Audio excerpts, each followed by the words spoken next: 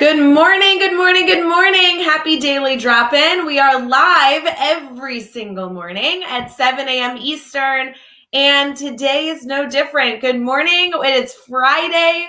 I have Brad Hughes with me, which now is just going to be like the norm. Brad, you and I are together on Fridays. I feel like we're kicking off a moment of tradition. I love moments of tradition. Just like you guys already know, if you've been tuning in for the last few weeks of Daily Drop-In, we have a few special things that only happen on Fridays that we'll get into here in just a little bit.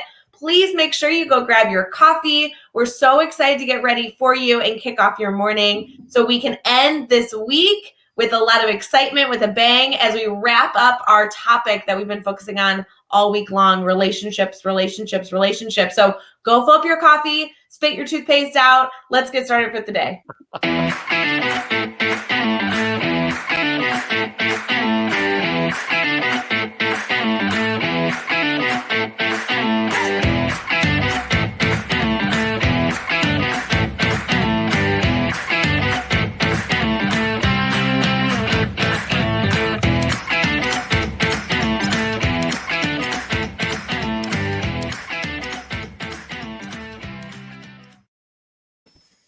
Good morning, everyone. We're so thrilled you are joining us either live, streaming on Facebook, YouTube, Twitter, or Twitch, or even after the fact. We love when people either listen on the Teach Better Talk podcast, or maybe they're catching this afterwards. Brad Hughes is here. Brad, what's up, dude? Everything is great here in Ontario, Canada. Ray, how are you this morning? All well? Oh my gosh, it is good. It's still, quite early for my central time zone. I'm in the Chicagoland area, but I was so excited for today, Brad. I feel like this has been on my calendar because we're starting a tradition today, and I am a sucker for traditions.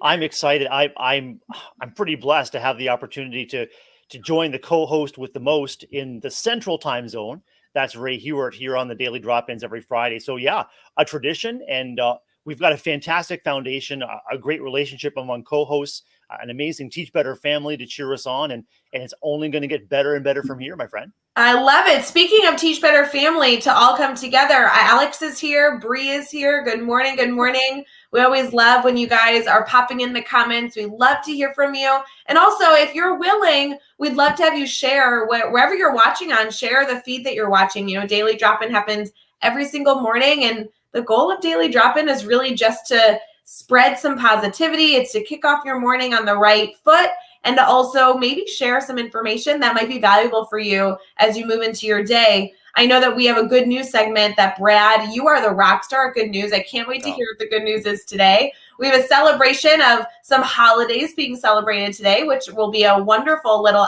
addition to some conversation we'll be having.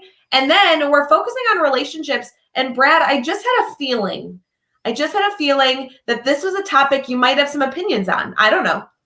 Your feeling is spot on there, Ray. It's for me, all good things that we celebrate and accomplish in education boil down to the relationships that we establish and the relationships that we constantly, intentionally nurture.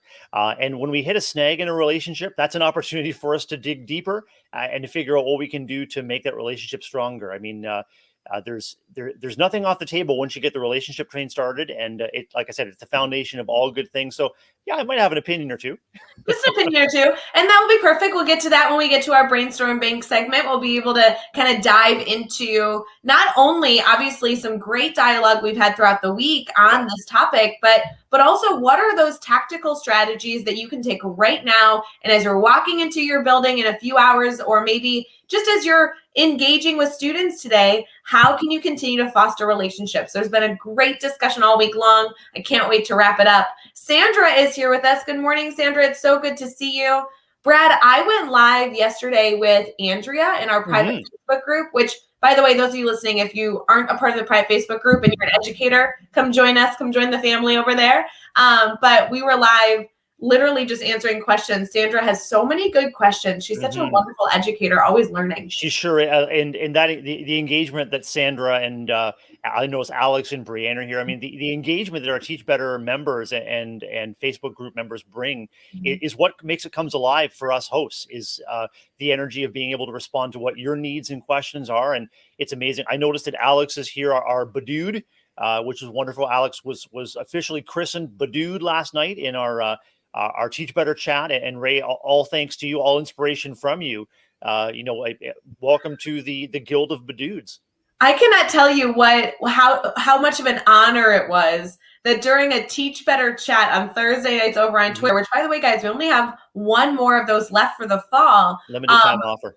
I mean, he even updated his profile bio to include it. I mean, we're talking serious accomplishments here. Talk about investment. Alex is invested in Authentic through and through. Boom, it's on his profile. He's a Badood. So, as the knighter as the bestower of the Badood, milady, I defer to you for all future Badood bestowing. I love it. Guys, if you want to read that conversation that was in a series of tweets, you can search #TeachBetter over on Twitter and look at all the shenanigans. It was quite a good time. Katie Miglin is here. Katie is finishing out her first week back with students. Katie, I hope that you're doing well. Brad, I know that I actually would really love for you to share a little bit about your background in case for some reason people haven't caught you yet on Daily Drop-In. Obviously, you'll be here every Friday now, so people know you. I just think that just in case somebody's brand new, but I'd love to eventually transition into the tiredness an educator feels at the first week back. Like, holy cow, that's a topic worth discussing. So a little bit about you first. Thanks, Ray. I'm Brad Hughes. I'm an elementary school principal, K-6 principal in Waterloo Region, Ontario, Canada. This is my 27th year as an educator, 16 years as a classroom teacher from K to 8th grade. Most recently, I taught middle school French, music, and visual arts. I'm also a special educator with qualifications both in the classroom and as an administrator. So special education is also one of my passions, and huge advocate and hopefully huge contributor to the Teach Better team as an ambassador, as a blogger, as a Daily Drop-In co-host with the most, which is so cool.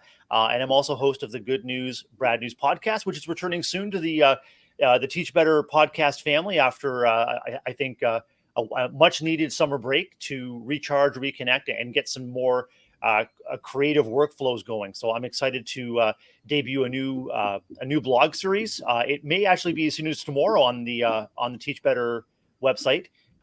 And anyway, everything is great for me. My professional and my family life are just energized and flowing. So it's great to be with you. Brad, it's really too bad that you have so much time on your hands. Mm-hmm. I just think it's so unfortunate that you don't just fill your day with, different things. You just seem to be so one-dimensional.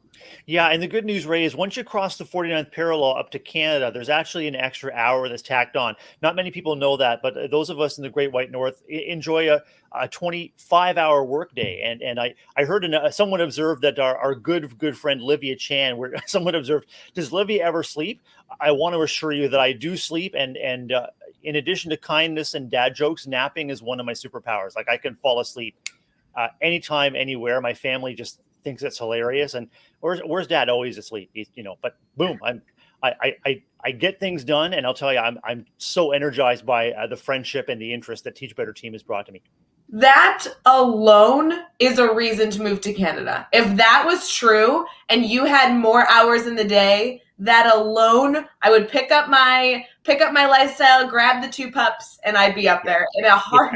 It's absolutely true. It can be confirmed on like a reputable website like Snopes or Wikipedia. And in fact, in talking about time management, all Canadian daytimers are maple scented. So you just open your day, you go, and you're ready for the day. It's like a breath of fresh air. It's really, really incredible. There's a lot of opportunities here in Canada for those who are looking to expand their horizons, and maple scented daytimers is just the start. There you go, friends. This is the information you get on Daily Drop-In. Right? Hard-hitting facts, deep discussion. I mean, this is what we get. Good morning to Joe. I saw Joe popped in. I was also able to chat with him yesterday. Joe, it's good to see you. So Brad, tell me, I mean, all these educators that we have in our wonderful Teach Better family are kind of in different phases of entering into the new school year, right? This is such an exciting time. Some people still have possibly 4 weeks until they head back to school. Some teachers that I've been speaking to have been back for like 3 weeks. I mean, truly, this is such a big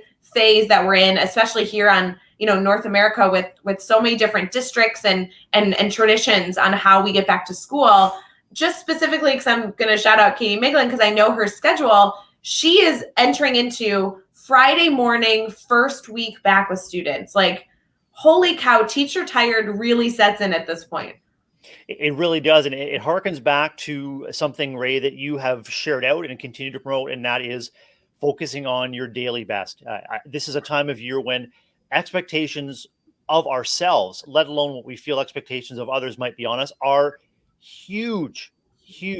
And it's essential that we monitor our energy, and it's essential that we get more and more comfortable with giving ourselves permission to provide our daily best, which of course flows out of the energy, the amount of sleep, just everything. It all flows out of, coffee powered. Absolutely. So, educators, as you reflect on wherever you are or have been or where you're going to, monitor that energy and make monitoring and honoring that energy a priority unapologetically, because it's often said you can't pour from an empty cup. I'm glad mine isn't empty right now, but if that cup is half full, you've still got half a cup to provide, but you don't want to empty that cup and tip over to where you have to recoup a lot of energy a lot of time. So that's it. Monitor what you need, monitor what you can provide, give it freely. And the last thing, I guess, is name what you need. If you are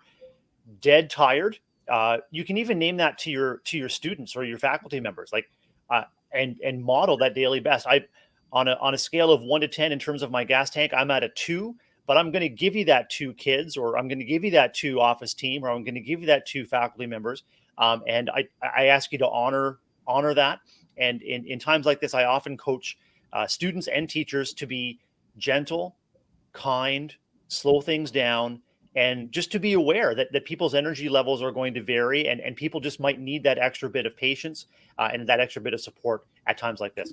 I love that recommendation. It's perfect for a Friday. It's perfect for every day, but a reminder that so many of us need as we enter into a Friday, that we're going to give everything we have that we possibly can. But I love this quote that Alex pulled out saying, monitor and manage your energy. That is so important for this morning. Cheers to all of you, by the way, that are drinking coffee with us this morning. Great to see you. We are hoping to kick off your Friday with the right energy, the right reminders to really allow you to excel throughout your day, whatever that looks like for you. I thought, Brad, I know that your favorite segment of Daily Drop-In is probably the good news segment. So I'd really like to transition there, because we not only have a great news story that I want to make sure we share with our incredible network to probably, hopefully, spread some inspiration, spread some joy, but also it could be a great conversation starter as you continue to foster relationships with your colleagues and with your students. But also there are some elements that I think we should celebrate today that I want to bring up. So can we transition to our good news segment? Looking forward to it. Let's do it. Let's do it.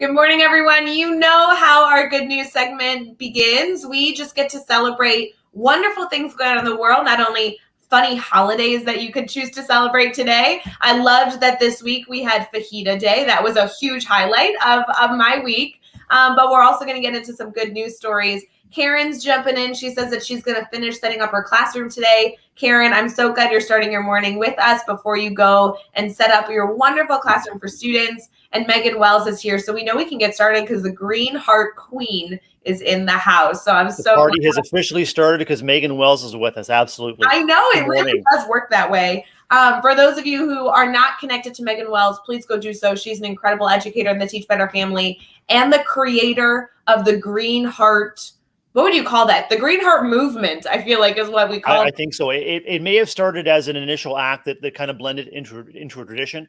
Now it's a movement. And I think it's well on its way to a revolution, Ray. I'm not sure how you think about that. Yeah, I think Revolution is top notch. It was during a 12-hour live once that I'll have to go back and find out when specifically that was. I'm sure Megan knows, but the Green Hearts were started and they never ended. There were so many Green Hearts that day. They continue. And now, Brett, I don't know about you, but I feel like anytime anything great, anything I agree with comes up, I feel the need to like post Green Hearts, whatever that looks like. I do the same, especially in our Teach Better networks. If a green heart means I love you, I'm grateful for you, and yeah, teach better on. And I've been really grateful. I've experienced a deluge of green hearts, an avalanche of green hearts, a flood of green hearts, and I mean there's all kinds of ways that you can share those green hearts with just actively, and probably just get some weather in there, just like a thunderstorm of green hearts descending on you. So the green heart revolution is on, and I think that's maybe the next thing we need for our Teach Better swag shop. Brad, I feel like you are starting like we could have a lot of conversation around using, storming and weather for green hearts. I would love to be in a green heart thunderstorm or a green heart. I mean, there are so many options here. We are opening up a can of worms. Well, I think early in the days of, early, it's still early, but early in the days of the return of the daily drop in, we kind of speculated about having like a weather report, and we could adapt that to make sure that, whether that you're in the central US or maybe you're in Australia, that the green heart forecast is updated for everyone. So they know that when they get up, they open the door, they know what's in store in terms of the green heart, the situation. I like it. Alex says it was the first ever 12-hour live. Is that true? I kind of thought it was the second. I don't know. We've done 4 total 12-hour live specials here on the Teach Better team. We'll have another coming up in the next few months. And I do remember it was during the first half an hour of this 12-hour live. And we did something along the lines of like, when somebody on camera said the word better, you needed to flood the chat with green hearts. If this was the first one, great. If it was the second one, whatever, I'm going to tell you, it like changed the game. And Megan's confirming it was the second 12-hour live that we did, which would have been December 29th, 2020.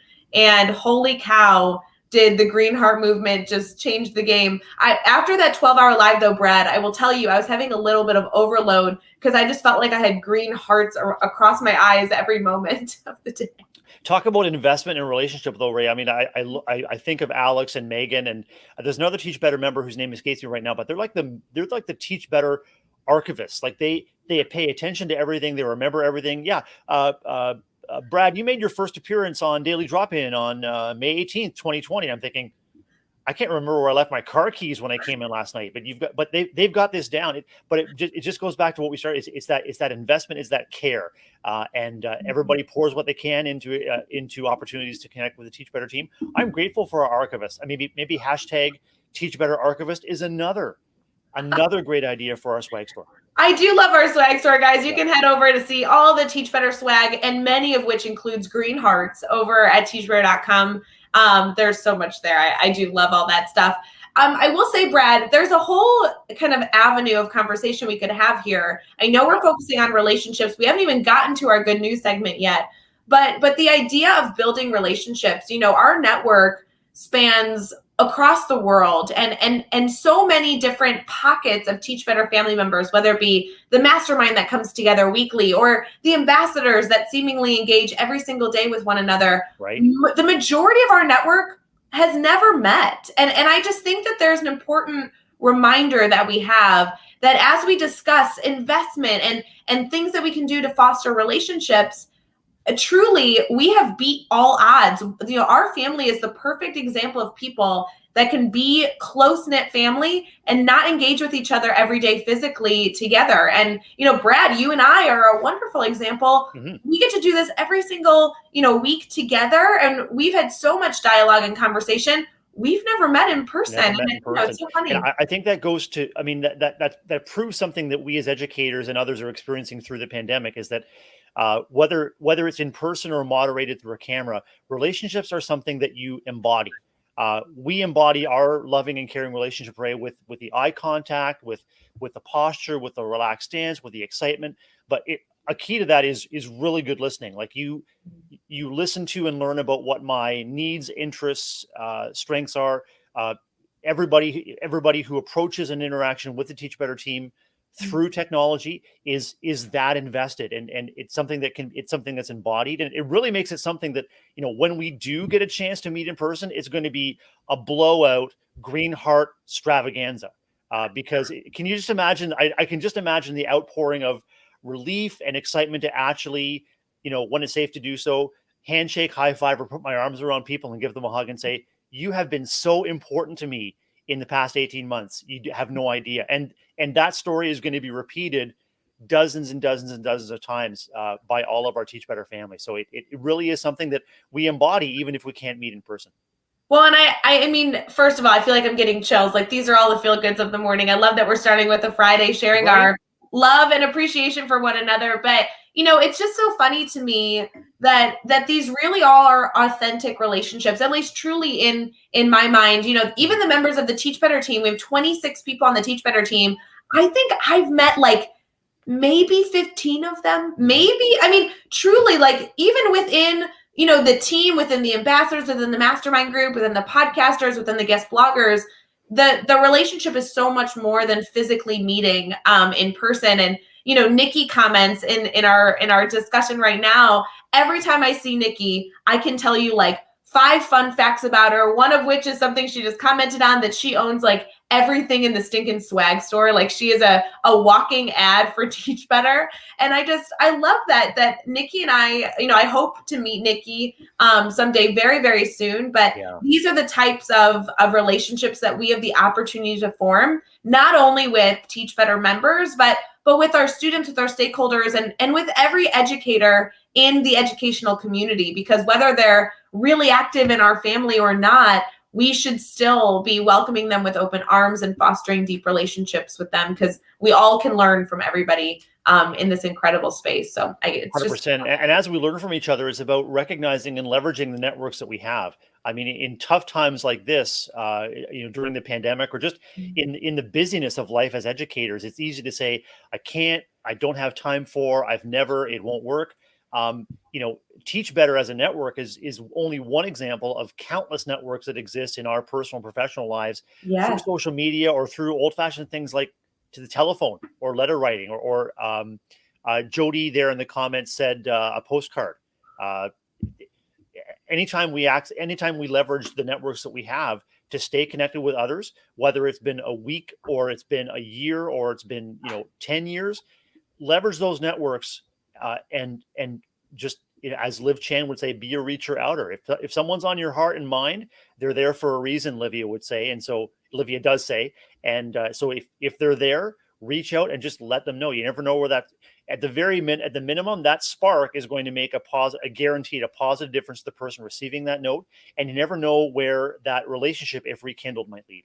Oh, so good. I love those feel good moments. And, we get to send little gifts and treats and postcards out all the time. It's a huge core value, of wanting to help people feel special and appreciated. And Jody, I'm so glad that, first of all, we're so glad your surgery went well. And then second of all, we're so glad that we had any part in bringing some joy to your life after the fact during your recovery. It's so wonderful to have you a part of the family, Jody. You've heard the expression, little things mean a lot, right, Ray? And they really do. I think we vastly underestimate the major impact that small actions like that can make. A text, a note, a card, even like a wave on one of our social media networks, like those small things, they make an immediate impact. And cumulatively, imagine, we talk about a green heart extravaganza, cumulatively, those little things add up to, well, honestly, a revolution of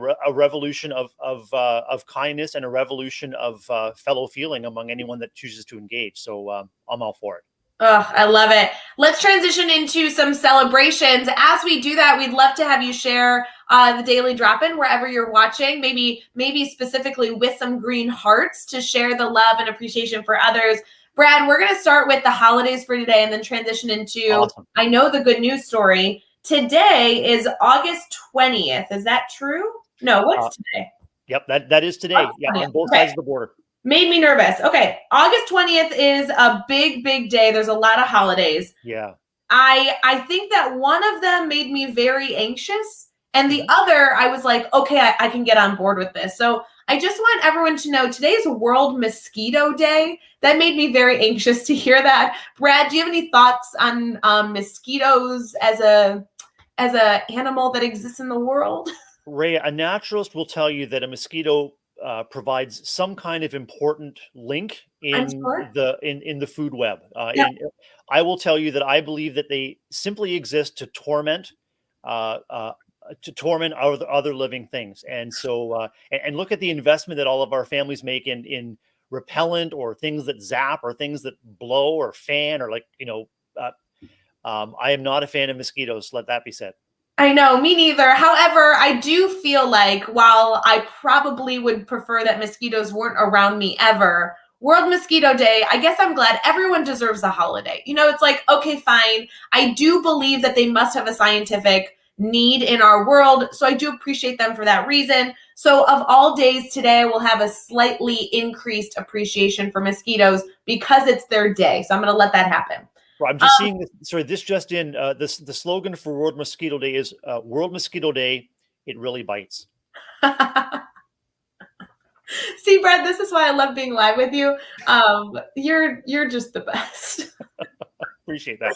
All right, this is the holiday that I actually feel like I can get on board with. Brad, are you a pie lover? Do you like pie? Pie over cake. Pie over cake. I'm just gonna say that one last time. Pie over cake. Pie is greater than cake.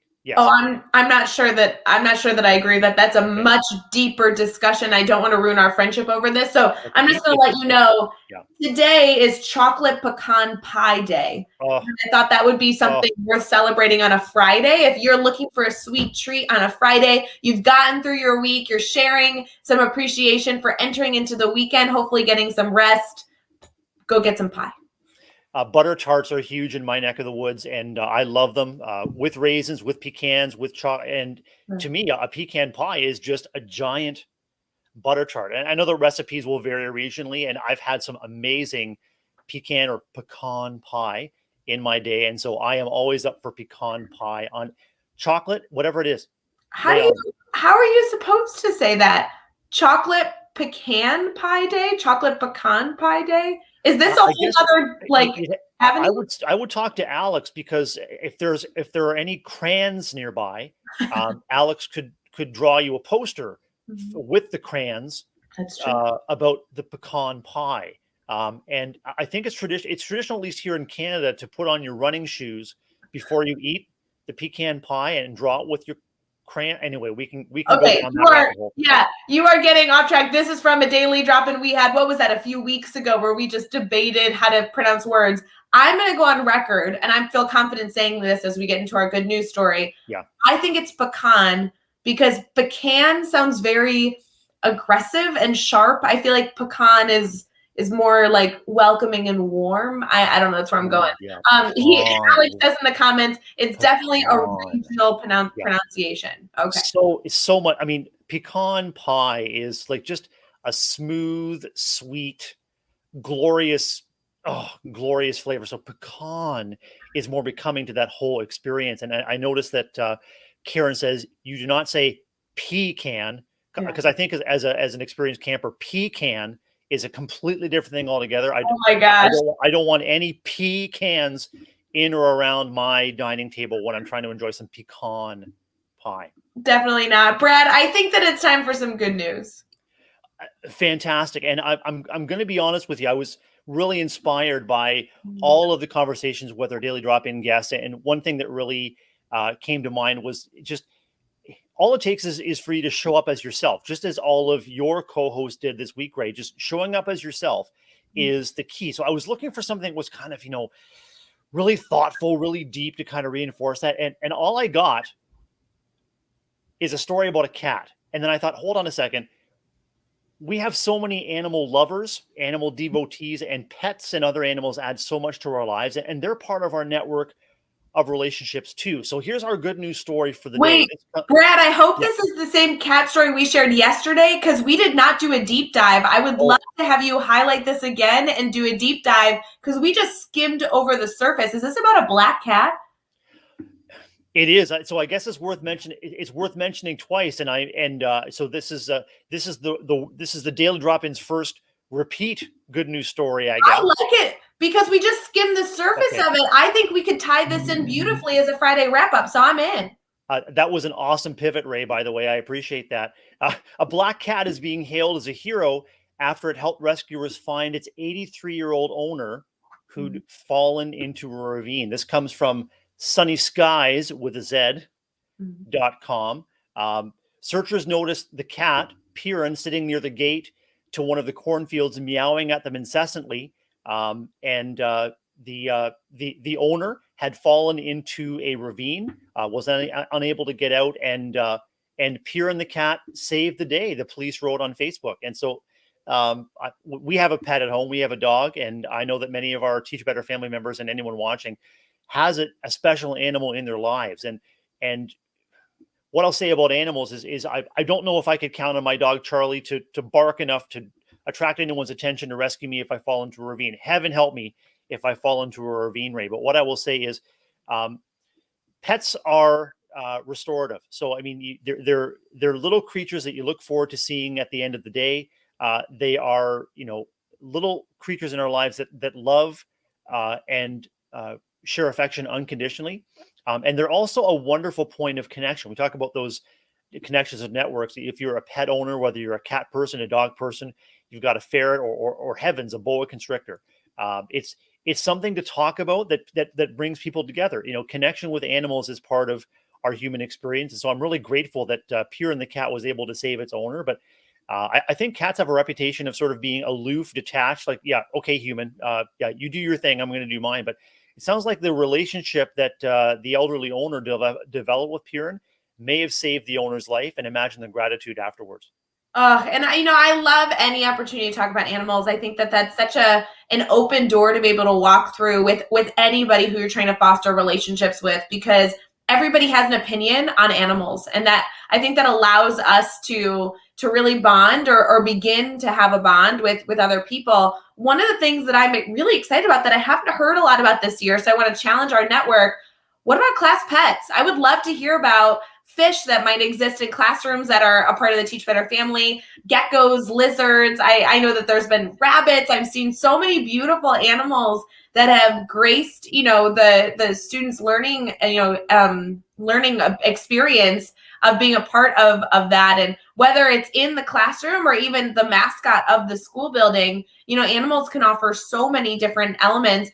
Brad, have you ever worked in a building where there was a service dog that was there for social and emotional support? I sure have. As a matter of fact, one of our current faculty members she adopts and fosters potential service dogs. And so in her home, she helps the potential service dogs to become acclimated to the home and to have all kinds of experiences sort of out in the world, to try to determine whether they are appropriate to take the next step to Service Dog University, which is an actual thing. So yeah, we've had this. We've had our faculty member Debbie has had, I believe, 2 puppies who make regular appearances in the classroom, and COVID has kind of put the brakes on all of that for now. But what an amazing connection within our school building between Debbie, her puppies, and kids have an opportunity to see that the dogs grow and change their capabilities and their skills change as well. And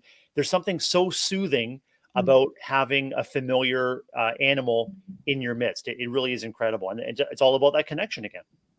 Brad, I'm sure this is completely derailing our conversation, so I want to apologize in advance for this story. But in my classroom, I always wanted a class pet. And I truly felt like, I'm a huge animal lover. There was always a space that I wanted to welcome in a class pet. It never quite worked out. There was about 1,500 reasons why that wasn't an option for me.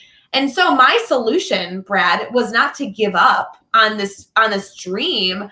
I went out and I bought a relatively life-size ceramic penguin, and that became my class pet in my classroom. And I introduced this penguin. His name's Blimpy as our classroom pet. Students would refer to needing to, go sit by Blimpy or needing to take a break to talk to Blimpy. Blimpy held all of our secrets every single day. This was a very big commitment that we've had in my classroom, and even when I moved up to my new area this year, Blimpy has come with me, and he is a staple in my life right now. So I know I often talk about how I have 2 dogs in my life, but I also have a very important ceramic penguin. I think of all the layers of modeling and relationship building that goes into what you're sharing about Blimpy. So, I mean, here you are, you're an educator, you're sharing that desire to have something connective, an animal in your classroom. That's not possible for whatever number of reasons. So you pivot, you shift, and say, okay, we're going to tackle this a different way. So you didn't give up. You're shifting your approach. You're modeling that creative problem solving. You bring in an item to the classroom that your stated intention is for that item to be connective in your classroom. And lo and behold, you speak that into existence. This is Blimpy. It's a ceramic penguin. Heck, it could be a beach ball. It could be a lunchbox. But this is something that's going to connect us. And then you let your heartfelt connection and interest in having Blimpy be a touchstone for the class, you let it unfold, and the kids responded. Like that's some pretty good work there, Ray Hewart. Well, and it's important, my former students would come back and say, hey, I'm just here to, say hello to Blimpy. I mean, this was a commitment level that we were all in. And I just find it so funny. And this is the lamest conversation, but for those of you who are trying to welcome animals into your lifestyle, I encourage it. Ceramic ones work too. And you know what? I think, and I don't know, but I'm pretty sure I was the only teacher in a number of students' lives that could say, we had a class pet that was a penguin. So I can almost get, now I know that you are an incredibly talented middle level math educator, Ray, but I can nearly guarantee you that if you polled, say, a random group of 50 of your former students from over the years, they may not remember a lesson on differentials or algebra, but they'll remember Blimpy. And this is part of the opportunity of being an educator, whether you're a classroom teacher or a principal or anyone in that role, or even as a parent or caregiver. It's about making a memory. It's about something that brings your class community together in a unique way. You said you're probably the only teacher that has ceramic penguin, and that's what made your classroom unique and something to look forward to. Yeah. Does your math teacher have a ceramic penguin named Blimpy? No, well, mine does. Ms. Hewart's class does. And I'm a member of Ms. Hewart's class, and I'm a member of that community, and Blimpy is ours. So anyway, all of that is just so connective. I love it. This is exactly the conversation that I'm here for. Alex is asking how you spelled Blimpy. This was a massive debate for a long time. We actually eventually had a student create a plaque. So there was no more discussion, and it was like in stone of how you did it. Alex, it's the first way you spell it with the IE at the end. That was like the subs. Do you have Blimpy subs in the US or? Wait, that's where it came from. But I've only seen them once in my life. A Blimpy sub store. It's like a Subway, but it's not. I mean, it's its own company. But when we got Blimpy and he was a new class pet, there was a big debate on what to name him, because obviously this was his name for life. You can't rename a penguin every year. That would get very confusing for the penguin. And we decided to name him after the sandwich shop. One tradition we had the school year before last, Ray, was I adapted an idea that I'd seen on one of our networks, and I invited our staff members to contribute pictures of their special pets at home.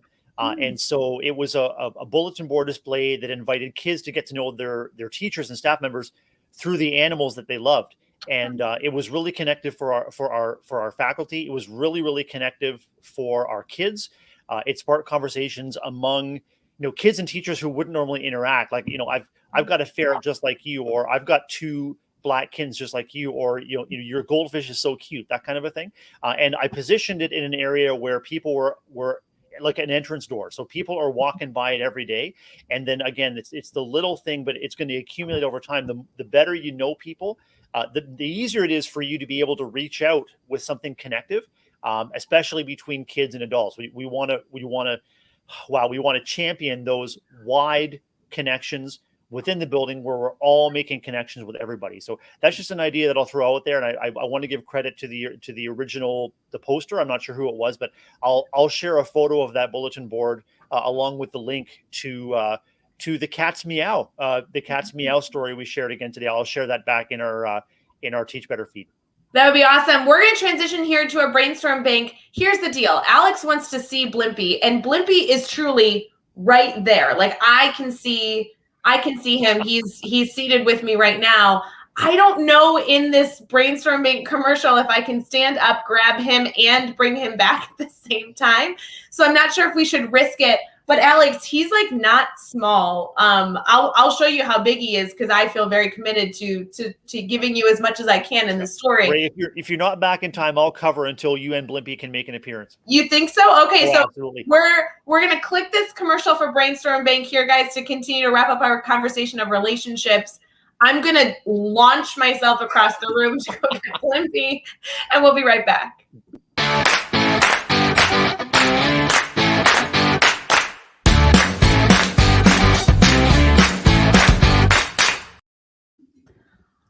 That was amazing. Unbelievable. So wow. What do you think? This is good, right? Captivating is what Blimpie is a lot bigger than I expected. That's amazing. Huge. Ooh, wow. Huge. Yeah. I've never seen anything like that ever. Like a surround, and it's probably life size. It's quite large. I will tell you, I feel like it doesn't even do it justice on camera how big he is. Yes. Mm-hmm. It's incredible. And I kind of agree with Alex. I mean, if Blimpie was to become a fixture on our a staple on our Friday drop-ins, I mean, I would welcome Blimpie as a third co-host. He's too big. How would you position him here? There's two.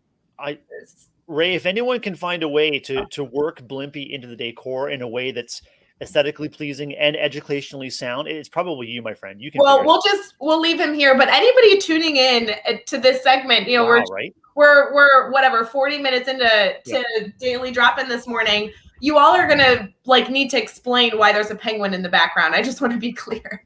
Or I just want to challenge that. You may not need to explain because it just is, and it feels right. It feels right. Oh, Karen's great. We're not body shaming Blimpie. No, he's just, he's very tall for his age. I just really he's robust. Yes, robust. If you're listening to Daily Drop-In, by the way, on the Teach Better Talk podcast where you were just listening, we just want to apologize right now and for all things ridiculousness for Daily Drop-In, but we'll just leave him here for now. It's a brown ceramic penguin, and I'm so thrilled that on a Friday morning we were able to incorporate Blimpie into the good news segment. That's what life's all about. It sure is. Mm-hmm. Yeah. So we're now in our brainstorm bank section. We are running so behind. We've gotten so off track. I have a feeling that this is just how Fridays are going to be, friends, for not only a lot of reasons because it's Friday, but I'm blaming Brad. Additionally, you guys know how today works. Our brainstorm bank is all about intentionally fostering discussion around things that you as an educator are trying to find the solution for. So you can always head to teachbetter.com/brainstormbank. There's a Google form there. You can submit your name and your question at any point in time throughout the day so that we can be here to support whatever brainstorming you need within 24 hours. But also, if you're in the comments, you can share questions with us. Our theme this week has been relationships. We've been able to dive into that a little today. But Brad, there's been so many suggestions shared on relationships. I'd love to hear any element, any suggestion, a really tactical strategy that you feel like is valuable as educators around the world right now are trying to foster relationships. And this is relationships not only with their stakeholders, with their parents, and possibly with leadership, but colleague to colleague and student to student as well. I sure can, Ray. I've been thinking about a tactical strategy that really works for me, but I also want to say that it has everything to do with that concept of energy management. And so a day like today, maybe it's your first Friday of the first full week of school, or maybe you're just dead teacher or dead educator tired. My tactical strategy is called let no one pass unacknowledged. And so it's a tactical strategy that I use as a school leader, and honestly, it's a strategy that I use in the community with neighbors, or if I'm going into a store. It's the idea is that as you encounter people, you are intentional about making some kind of a connection, whether it's eye contact, a smile, a nod, a really quick greeting, or as you get to know people better and better, say in your school building or in your neighborhood, it's asking about something, it's remembering something that they said or shared with you previously to keep the conversation going. And that is something that is both tactical and intentional, that really takes very, very little time on our part. But I will say it does take energy. Not all of us are hardwired for that intentional connection, especially if we're stressed. If we're stressed, we're in our heads. We've got to do this, that, or the other. I've got to do this first, then I got to go there. And that's all completely natural and completely human. If you catch yourself in your head without interacting with others, that's okay. That's oh so human. What's important is to recognize that even if you take one extra opportunity to acknowledge someone that you pass by, whether it's a colleague, especially something I promote with our staff members is make intentional contact with kids that aren't in your class. Make sure that they know that they're among a family of educators that are connected and that care about you. That pays off dividends, especially in our yards when kids are all over the place and maybe they encounter a difficulty or an injury. We want to make sure that they're comfortable connecting with a wide variety of adults, not just their classroom teachers. So that's my tactical strategy, Ray, is let no one pass by unacknowledged. And so I'd challenge our listeners, I'd challenge our viewers to make an intentional connection with someone today that you might not normally, or just someone that passes you by in the hall or in the parking lot or in the community. And we talked earlier in the broadcast about these small intentional acts that make a huge difference, a difference that we may never know. We may never know what that hello or hi or how are you, or what that moment of connection may mean to someone experiencing difficulty who really, really needs that. We would never know the impact that we make. So that's my challenge. Well, I love that challenge, because I think that we all move throughout our day with a lot of things on our mind, and to carry a little bit of a self challenge for ourselves to say, anybody that I walk by, I'm going to acknowledge. I'm going to make sure that they feel seen. I'm going to wish them a good morning. Mm-hmm. I mean, that's actually when people say, what's your favorite part of being a teacher? I love the content. Sure. I love the moments of the aha moments, like, holy cow, those give you all the warm and fuzzies. But I have to tell you, I love the morning walking down the hallways and saying good morning to students, colleagues, anybody. I mean, we're not just talking about other teachers you work with, but anybody in the entire school ecosystem, walking down the hallway in the morning and just smiling, saying good morning, waving down the hall. I mean, those are really special moments that we can't just let us pass us by, right? Agreed. And as a school leader, I'll say, Ray, that I feel that tension a lot, especially when things ramp up in the office in terms of phone calls or needs or emergencies. And so there are some times in the morning, which is that key connective time, when I feel that tension. I know that I want to be intentionally present for staff members, community members when they arrive. I want to help get their day off to a great start. But I also feel that tension that there's stuff that's got to get done, and sometimes those things can't get ignored. So whenever I can invest in being intentional and being present to welcome people in, that builds up a bank of goodwill where they know if I'm stuck in the office and can't get out to welcome them, they know that I still care and that I would be there if I could. It's all about building up that positive relationship and building up that trustworthiness, especially if you're new, a new school leader or a new faculty member to a building. It's doing what you can to be connected up front, which will pay dividends later on when you need to make a withdrawal on that goodwill account. Well, and it's not only the concept of trying to give to somebody else, right? That's really a beautiful focus of being intentional as you walk by, is trying to give positivity, share appreciation, share love for people that are walking by. But this is also something that could fill you up as a person as well. There's so many different times that we discuss things that fill up our cup, right? Things that allow us to feel better about our day so we can better support others. And one of the elements that I like to joke about all the time is knowing your superpower, knowing what's the quickest way to fill you up, to recharge yourself. It might be, 15 minutes with the family. Oh my gosh, if you get 15 uninterrupted moments with the family, you feel so re-energized, like you could take on the world. One of the pieces could be, going around and sharing your appreciation for others, saying good morning to others in the morning. Yes, you could skip it if there's an emergency in the office, of course, but you also could make an intentional decision to almost always be there, because you know that that's going to start your day off on the right foot. And so knowing those things, not only for others, but also for yourself, is going to help you form better relationships for sure. 100%. I can't tell you how many times I have been saved from a stress spiral where I've been in my head by making it. Okay, so the antidote for me to that stress is to look outwards for opportunities to serve. If I'm feeling disconnected, isolated, or lonely, the antidote to that is by connecting. We connect by connecting. And so, I'm just going to go back. Like so many times I've been saved from a stress spiral by just stopping and going out and seeing what I can do to lighten the load for others, or to connect with others. It gets me out of my own head, interrupts intrusive thoughts, interrupts repetitive, unhelpful thoughts, and it changes. You can change your own trajectory. But I love what you said there, Ray. If you know what your superpower is, or know what your super battery recharger is, turn to it and just see what the results are.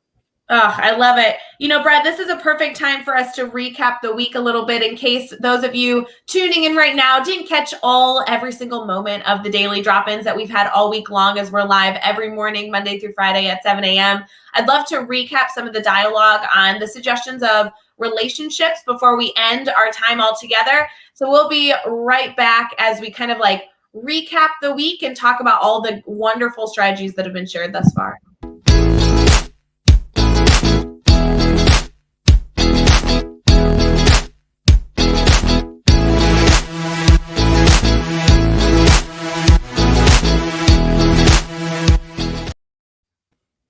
All right, friends, as we conclude our daily drop-in on this beautiful Friday morning, thank you for joining us for all the laughter, all the goofiness that we've been able to do. Brad, this is truly, I don't have a lot of power in how daily drop-in goes. This is obviously something that the team puts a lot of heart and soul into, and I just get to pop on camera and be a part of it. But Brad, I knew you'd be good on Fridays because we have just laughed our way through this. I thought it would be good to kind of reflect back on the week that we've had thus far and talk through all the strategies, or at least a few of the key strategies that have been shared about relationships. That sound good to you? I'm right here for it. Awesome. So Monday morning, we started earlier this week with the incredible Dr. Dave Schmittou and Katie Miglin. They came on to talk about relationships, and they had a lot to share during their time. They focused on being intentional. They had so many suggestions from a multitude of perspectives. I mean, Dave not only has been a teacher, has been a principal, has worked in the unit office as, a superintendent, director of curriculum instruction, but Katie is living and eating and breathing it right now as a classroom teacher. And they were able to go back in a beautiful manner, back and forth, talking about how they can foster relationships. We then got to come together on Tuesday. That was a very special day where Liv joined us. Livia Chan from the Teach Better team joined us from BC, and she was able to talk about small little 30-second choices that you can make to celebrate somebody else. I know, Brad, we've even referred to that, where you send a text message to tell somebody that you appreciate them, or you take 2 seconds to write a note, a postcard, and you throw a stamp on it, and you know that it's going to go make someone's day. She was able to give us a lot of very small moments and kind of challenged us that if it only took you a minute, why can't you choose to do it more often? That was a really powerful discussion there on Tuesday.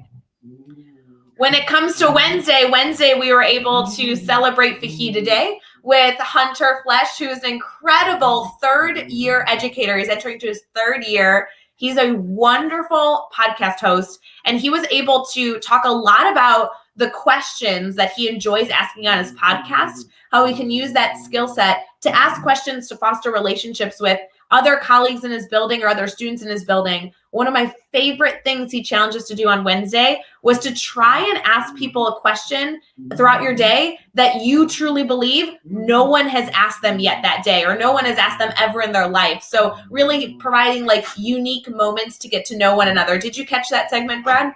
I sure did. And a connection that I'm making when we talk about Livia Chan's suggestion and Hunter's suggestion, and I see Karen's suggestion here in the comments.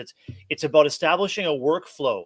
It's about establishing a routine or tradition, a revolution for yourself that works for you. I mean, Hunter's got that go-to, I'm going to ask a question no one's ever asked. And I think of Martin Silverman, one of our Teach Better family members, who reminds us of the importance of the second question. So the first question gets you started off.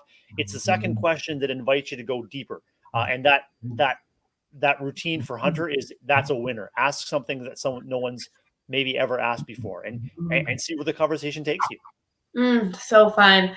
Megan was able to join us on Thursday. Everyone knows Megan from the Teach Better team. She runs our ambassador program. She also is starting at a new school this year in a new community, in a new area that she's never lived in before. So we not only talked about relationships from an authentic level of her actually walking into a new school building this year with new colleagues and new students, but we were able to kind of dive into how relationships can be sparked from asking questions and having dialogue, but they can also be sparked by creating environments, creating activities for relationships to be formed by working in a collaborative environment. She focused a lot on, being brought into a institute where she was put on a team. And so she was working with team members and also creating breakouts for students to be able to engage with one another the first week of school, to be able to learn about the people in their classroom through a mystery activity. So there was a wonderful element there of not just discussions being a way to foster relationships, but beautiful collaborative environments too. Engagement is key, and Megan is as authentic as they come. So I can imagine sort of the stresses that would come for anyone who's joining a new faculty or new neighborhood or even a new grade level. The key, and I know that Megan embodies this, is to show up as yourself. There's all kinds of pressure we can put on ourselves to be a certain way or to do a certain thing to fit in. It's okay for us to take the lead on how we want to be received and how we want to be known and remembered, simply by being authentic and not being too shy about sharing what our gifts, our strengths, as you said, Ray, our superpowers are, so that people in your new community know it's a good thing that you're there, and know that it's good to approach you. It's okay to give yourself permission to be authentic, be your authentic self. And as you're working into those new situations, gosh, be kind to yourself. Give yourself grace and space, as Jillian Du Bois would say, and as Lindsay Titus would say, you show up as you. You are the irreplaceable element in any interaction. And so when you show up as yourself, you are the gift that you're bringing to others, even to a brand new community. You're there for a reason. Oh, so powerful. Brad, I don't even know that I'd be able to summarize our conversation on Friday. I think that I'm so glad that we're at the end of the week, so I don't have to go live again tomorrow for Daily Drop-In and be like, let me tell you what Brad and I discussed, because I don't think it's possible. There's been we went from penguins to pecans to crayons to black cats and ravines, and we were all over the map. But man, what an awesome journey! What an awesome map to be on with you, Ray Hewitt. Okay, to be fair though, Brad, you also challenged us beautifully to kind of conclude our discussion here of relationships, of not letting anyone go by unseen. I love that mentality, something that we can all challenge ourselves to do today as we walk down the hallways of our school, not only in the morning, but even throughout the day, that at any point throughout the day, don't let somebody walk by that doesn't feel seen by you. Say good morning, say hello, and smile, and continue to foster those relationships with teachers. Just do so stinking well. Brad, next week we are shifting our theme. Every single week for Daily Drop-In, we have a theme that we'll be able to bring to our incredible Teach Better family. This week was all about relationships. I hope you guys go back in case you missed any of the fun and go connect with the incredible people that are a part of our Daily Drop-In segment. Next week is focusing on the bookends of your day, starting your day with success, ending your day with success. We have a lot of people joining us. Brad, you'll be back on Friday next week to bookend, I guess, our discussion. So good. Excited to do that alongside you next week. Fantastic. Ray, as educators and others approach the weekend, this is the time, if you can, to reconnect with the people and the things that fill up your tank. Educators give so much to everyone all the time. As much as you can, make sure that this is your opportunity to really invest in the relationships that make the most difference to you, and the ones where you're the irreplaceable equation, whether it's a member of your family, extended family, a neighbor, whatever it is, however you connect. Make sure that you give yourself permission to recharge this weekend. Oh, I love it. Recharge this weekend, friends. We'll be back on Monday morning with the Daily Drop-In. We're live every single morning, Monday through Friday at 7 a.m. Eastern, 6 a.m. Central. We stream on Facebook, YouTube, Twitter, and Twitch. And obviously, after the fact, these are always saved on those platforms, as well as being converted into an episode of Teach Better Talk podcast. We believe in you. We hope you have a wonderful Friday. And if nothing else, we hope that your day is full of green hearts and love. Cheers to your last sip of coffee as you begin your day, and we'll see you again next week.